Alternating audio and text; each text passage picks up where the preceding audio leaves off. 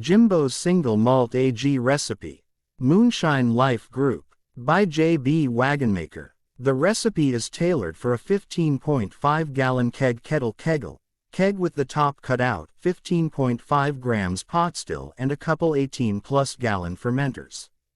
You can scale it down to whatever your setup allows. I like to do this recipe 40 pounds 18 kilograms of malt at a time, for a couple reasons. 1. 15 gallons 57 L of strike water for mashing fits perfect in a half-barrel 15.5 grams keggle. 2. It gives two 10-gallon runs, perfect for a half-barrel still. It works equally well with wheat malt or barley malt. My preference is 100% red wheat malt, really nice flavors. But traditional single malt whiskeys are nice too, especially if 25% of the malt is replaced with peat smoked malt for a Scotch-style recipe.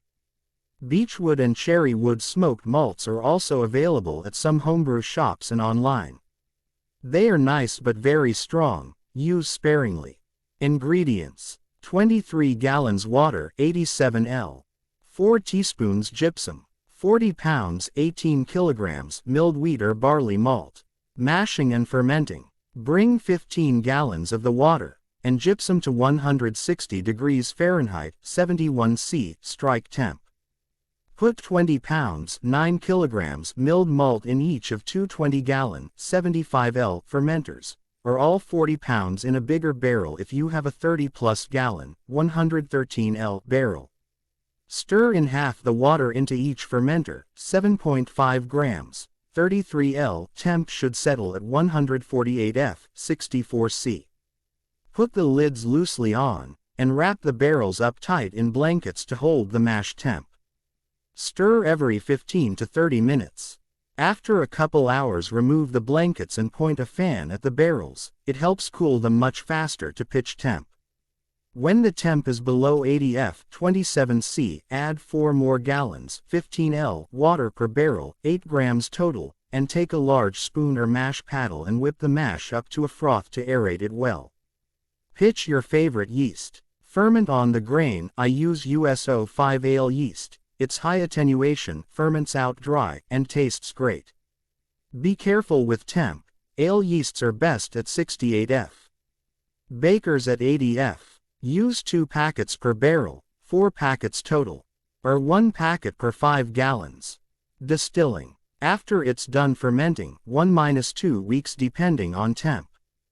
Pull 5 gallons 19 L of the clear liquid off the top of each barrel, for a 10-gallon stripping run. Save and freeze the backset after distilling in Ziplocs for next time.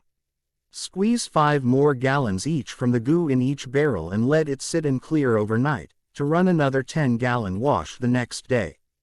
I use large nylon grain bag for this. Combine the 2 stripping runs and do a slower spirit run. Make your cuts to taste and age on oak as long as you can keep your mitts off it. Yield from 40 pounds 18 kilograms malt is about 2.6 gallons 10 L 60% AVG before cuts. Do your cuts to your taste preference. I get about 1.4 gallons 5.3 L 67% after cuts. For $48 US 50 pounds bag of wheat malt, this works out conveniently to about a case 12 bottles of 80 proof at $3.34 per 80 proof fifth.